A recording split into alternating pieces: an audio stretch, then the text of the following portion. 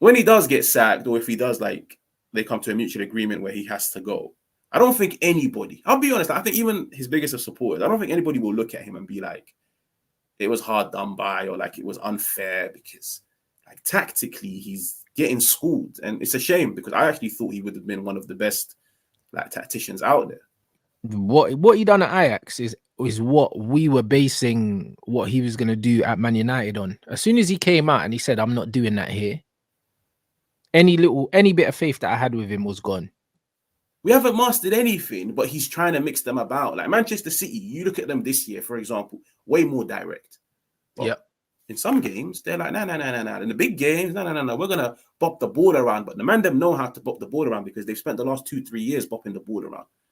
Bro, like, he's always changing stuff, bro. He always changes the back line.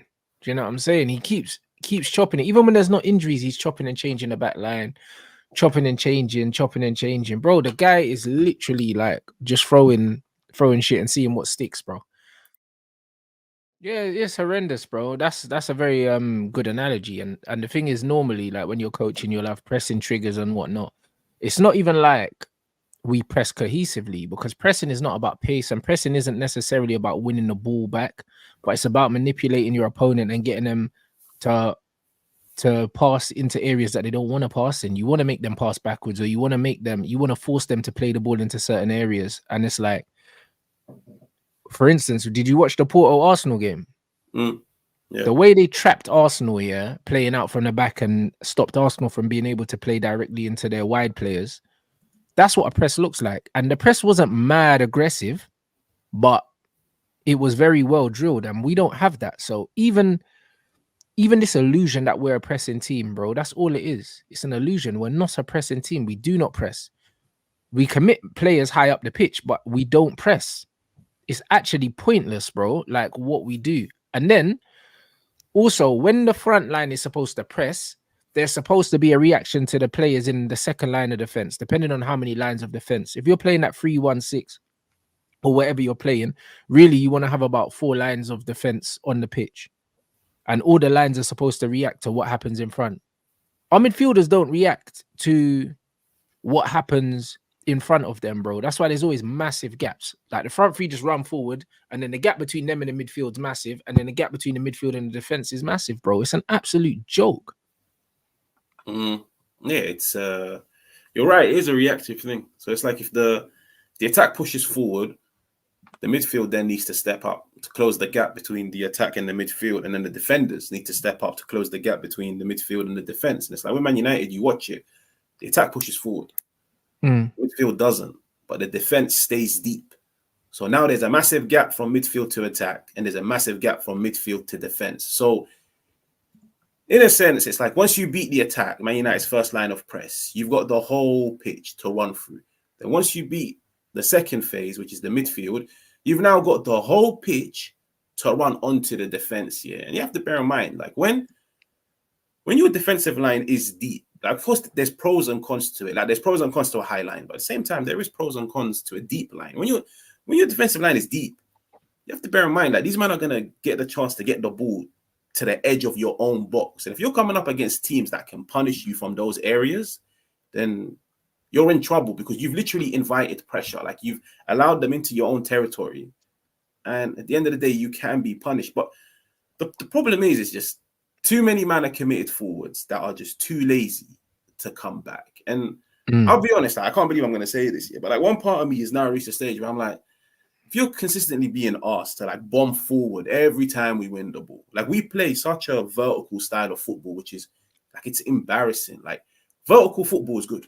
You have to pass the ball forwards in order to score. But at the same time, you need to know when to go vertical, when to go horizontal, maybe even when to go like backwards. There's no shame in going backwards sometimes in football. It's just another way of moving the opposition and waiting for an angle to open up. But with us, it's vertical, vertical, vertical, vertical, vertical.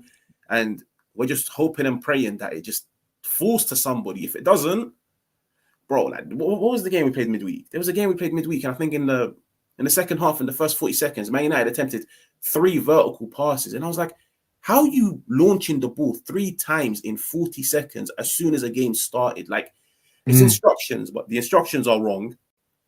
And yeah, bro, I'll be real. Like when he does get sacked, or if he does like they come to a mutual agreement where he has to go, I don't think anybody, I'll be honest, I think even his biggest of supporters, I don't think anybody will look at him and be like, it was hard done by, or like it was unfair, because like tactically he's getting schooled. And it's a shame, because I actually thought he would have been one of the best like tacticians out there. Yeah, he's getting cooked, but you know what it is? It just shows us that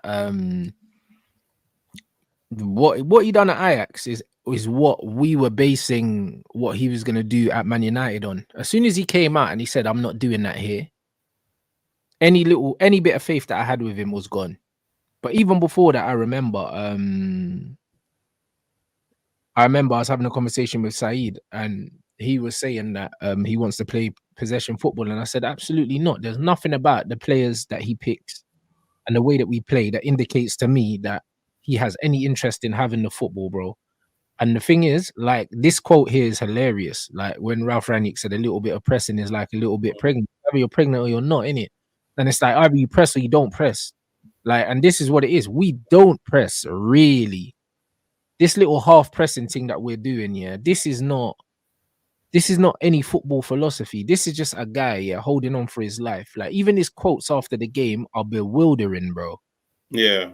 About how Man United fought back, and then the stuff about Ahmad saying, oh, like, he had a bright cameo and all that. Bro, we've been knowing how good this kid was, and you ain't trying to play him. And now what, you're gonna try and hope that this guy saves your job now?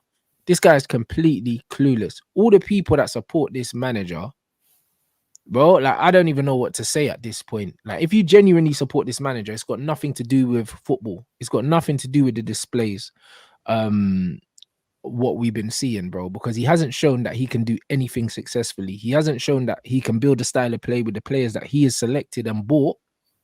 He hasn't shown that. And you want him to stay here and be the spearhead for another Man United season for when we have a clear out, and we're going to give him a team full of players that he didn't choose. If he can't play ball with the man that he wanted, why would we allow him to spearhead the revolution, bro? Like, it makes absolutely no sense. This guy's a fraud. I think his biggest mistake was he tried to do something which no manager has tried to do in their first season. Like, for example, I look at Pep. Pep for me, or like a De Zerbi for me, or like even an Inzaghi for me. Like, they're managers where you look at their systems and you can describe it as like a hybrid, where it's like it can bop the ball around, it can play on the transition, it can high press and suffocate the opposition in their own half. Yeah. At the end of the day, before you transition into like a different style of play, you need to always make sure that you've got one of them mastered, because that's always going to be the one that you fall back to. The problem is with Ten Hag is he came to Man United and he was like, cool, first few games I'm going to try to do, what is it, like Eriksen, lone pivot, play out from the back, lost 3-1 to Brighton, lost 4-0 to Brentford. Sky Sports hit him up for an interview. The pressure was mad, this and that. Cool. He then tried to like adapt. Like, okay, cool. I don't really have the possession-based plays. At that time, we all backed him because we were like, calm, fam. Like, what? It's your first summer here. Like, you still need more money. You still need to phase out some players and He tried to do like a hybrid where I'll play out from the back, but once we get to the second phase, it's vertical, non-stop vertical. It didn't work here. And I feel like because now it's coming up to 2 years, you look at Man United, are we an amazing counter-attacking team? No, because we haven't committed to 2 years to building an amazing counter-attacking team, because counter-attacking isn't always pragmatic. It just depends on how you play counter-attacking. But at the same time, you can counter-attack. But at the same time, you need to make sure defensively you're solid. We tried to counter, but defensively we're open. So that's one style of play that he hasn't mastered in 2 years, having spent 400 million. Cool. What about high press? We don't even know how to press. The team doesn't even shuffle left, right, or even forward. So that's another system that he hasn't mastered in 2 years, having spent 400 million. Are we a possession-based team? No. Like, the elements of positional play, positional rotation, all of those don't exist at Manchester United. We spent 400 million.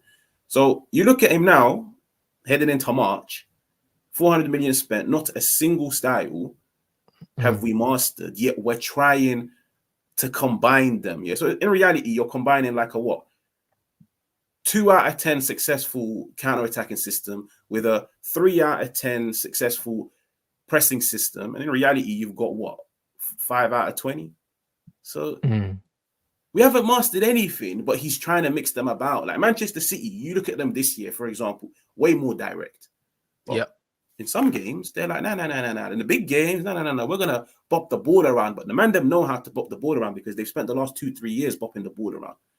With us, he hasn't implemented any system. So trying to mix them about doesn't make sense when you haven't mastered any. Exactly. And people talk about injuries and stuff like that, bro. Like, he's always changing stuff, bro. He always changes the back line. Do you know what I'm saying? He keeps chopping it. Even when there's not injuries, he's chopping and changing the back line, chopping and changing. Bro, the guy is literally like just throwing shit and seeing what sticks, bro.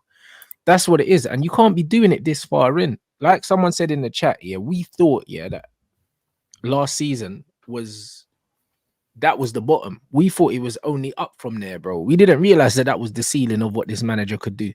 We didn't. We thought that was just something that he did just to get by so he could build on it. And what we've seen, the biggest alarm bell for me was watching the preseason and how many games he put on and how many games he wasted. And then on top of that, we had behind closed door games where we were losing to Burnley and stuff like that. And it's like, bro, you had all this time to try and implement something, and yet we're what, in March pretty much, and still there's nothing to show for all the games that we've played apart from injuries, which now you're blaming for why we can't play football. But even when we're at our strongest, we're not playing ball, and we're en route to scoring less goals than last season as well. So it's like we're struggling to score goals. We've struggled to score goals both seasons. But now we're struggling to keep clean sheets, struggling to keep the ball out the net. Like, the whole thing is a disaster, bro. Like, I just don't understand, bro. Like, I don't get it, bro. Yeah, that's where the problem is that he's struggling both ends of the pitch. When you're struggling both ends of the pitch, it's a massive crack. It's a massive crack because it's like, I always look at Klopp when Klopp took over Liverpool. And I remember like there was even that one game, I think it was against Norwich. Either they won 5-4 last minute or they won 6-5. I think it was like Adam Lallana that scored. But I remember Klopp, when he came in, looked at his defense and he was like, can't play high line with these, man. I think he had like Mignolet or someone. He was like, I can't play high line. I can't have high energy in midfield and this and that. So he was like, cool. I'm just going to make use of the attackers that I have. And I'm going to go out there to outscore the opposition. Yeah. Right, Klopp's first, half season, full season, Liverpool were conceding goals for fun, but the one thing he did do was get the best out of a certain group of players, which were his attacking players. So, cool. We're going to ship in 2 stupid goals. My attackers will get me 3. We're going to ship in 3. The man then will score me 4 in it. And I just look at Ten Hag and I feel like last year it was, I'm going to make use of my defensive players. Like, Man United had the most clean sheets last year. And it's not because David De Gea was amazing. I feel like collectively, David De Gea, as much as I wanted him out, did bail us out at times. But most importantly, Sandro was good. Varane was good. Dalot started the season good. When Wan-Bissaka came in, he done well. Casemiro done well. So I was like, yeah, last year it was that. And then we relied on the Rashford moment of brilliance. Because Man United weren't bopping teams last year. We were winning 1-0, 2-1s. So you can see we focused on being defensively strong and riding our luck in attack to get that goal. Because once Man United get that one goal, defensively, we were solid enough to see out the game.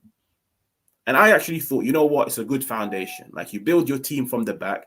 Now let's see what you can do with the attacking players this year. The attacking players are not even contributing what they contributed last year. But the problem is now, the defensive players are not contributing what they contributed last year. So you've regressed. You were a better team last year, regardless of how crap the football was. At least last year, you had one area of your team that was functioning to a high level. Midfield don't function. Attack don't function. Defense don't function. Should we add in the keeper? The keeper doesn't do his job. And, bro, it's like it's a recipe for disaster, and it's been a shit show since the start. But at the end of the day, why is no area functioning? You could look at personnel, but I'll be so honest, innit? Like, there've been games this season where I've been like, listen, get me and my boys like from Power League and we beat this team. Like Champions League. I'm not even trying to be disrespectful, but fam, the ball that Copenhagen and Gala were playing, you don't need full strength 11 to beat Gala at home. You don't, bro. Like it's one of those games where I can guarantee you most managers will just pick the 11 and be like, man, them, just go out there and play your game. I trust you to unlock these, man. I don't need to dive deep into the tactics on how to unlock a Galatasaray midfield. And the fact that Man United struggled, injuries, personnel, for me, it's not an excuse anymore. I agree, bro. Like, loads of people were talking rubbish about, oh yeah, like we didn't have Kobe Mino or Cass was suspended and all that. It's like, bro, you don't need full strength teams to deal with these teams, bro. But the problem is this team's got absolutely no structure. Zero structure. And people talk about us being worse here in attacking areas. But bro, when you look at it, man was saying that Weghorst was rubbish. And man was saying that Martial's rubbish. I saw a quote, yeah. I don't know if it was a real quote though from the manager. And I seen a quote basically insinuating that we played our best football with Martial up front last season. But bro, like these men were going on that Martial was robbed. These men were going on that Weghorst was robbed. So these men are rubbish. They're out the team now. Why are we struggling to score goals? Why are we scoring less goals without these two players that were rubbish? It doesn't make sense. I'm not gonna lie, you're struggling to score goals because I'll be real. Like for me, Martial, even last year, like he wasn't anything special. Weghorst for me, you know what's crazy? I'm not gonna lie. When we signed Weghorst, I actually ran his prop because I had seen him at Besiktas. But nah, Weghorst for me was trash as well. I'll be real. But the difference and this is what falls on the manager. If you're gonna have Weghorst and the Martials complement our wingers, or should I say winger, because whoever you put on the right-hand side is relatively ineffective. Those players aid Rashford. Rashford scored. Rashford had fun last year because it was either Martial or Weghorst, which both play this game where they're willing to sacrifice their output in order for him to eat. Now, there's nothing wrong with it. At the end of the day, it's a team game. Everybody. But this is my point. But this is exactly the point I'm trying to make. So it's, if you sign a Hojlund, and I remember at the time, I think even me and you said it, I was like, Hojlund and Rashford for me is not going to work because for so many different reasons. But I don't think Rashford and Hojlund will work. The funny thing is that if you sign Hojlund, you have to accept you need different wingers. If you sign Martial, you need to accept you need different wingers. Like you can't have creative wingers and throw in a Martial that's never ever in the opposition box. You get a Martial, you know what he's going to bring, get the goal scoring wingers. Similar to how Liverpool never looked at Bobby Firmino. That was what? I think he was like a number 10 I think they signed him from Hoffenheim. He wasn't even a striker at Hoffenheim, but they were like, listen, that skill set will unlock Salah. It will unlock Mane. Man, them are putting up 25 goals. Man United, you sign Hojlund, you need to get better wingers, but he wasn't willing to drop Rashford. Wasn't willing to drop Garnacho, or he wasn't willing to drop Anthony. And he didn't give Pelistri a chance, bro. An orthodox winger that gets down the byline and puts the ball in the box. So that shows me this guy don't know what he wants, bro. Like Pelistri crosses the ball, bro. He's not a shoot first wide man, bro. If you want service for Hojlund, you need players like Sancho, you need players like Pelistri on the pitch if you want to play for your centre forward. I don't believe in playing for your centre forward in the modern game. Like I just don't think that's where the game is right now. I think that the centre forwards most of the time, unless you're Erling, like teams are not going to play for you. Even the benefit of having a Harry Kane or an Ivan Toney is that they will drop deep and they will link, bro. But the day of playing specifically to your one centre forward, bro, I think them days are long gone, bro. As soon as the game turned into a system game, teams cannot afford now to be trying to play to the strength of one player. It doesn't make sense. Nah, it's like it's not getting the whole team to play to Hojlund. It's just my biggest issue with him and Hojlund has always been that he hasn't known how to use him. That's always been like my biggest pet peeve with Ten Hag, because I'm like, at the end of the day, if you sign a player, you signed him for a reason. Maybe it's because You've studied his game. You know how to get the best out of him and rare-tete. What he's done with Hojlund is very similar to what Pep does with players, which is you sign a player for a certain skill set and you try to rebrand them into something that only time will tell whether they are or they're not. Like Pep, Grealish, Mahrez, Cancelo, Rodri, all of these, man, took them, rebranded them after a year, threw them into the starting 11. You signed a kid that played in a split striker system in a 3-5-2 Gasperini, and you brought him to the Premier League and just threw him up front with three of the most selfish players in behind. Like it was never ever going to work. It's like signing Lautaro Martinez, who his whole career has played with another man in attack, and then you put him in the Premier League 4-3-3. It won't work.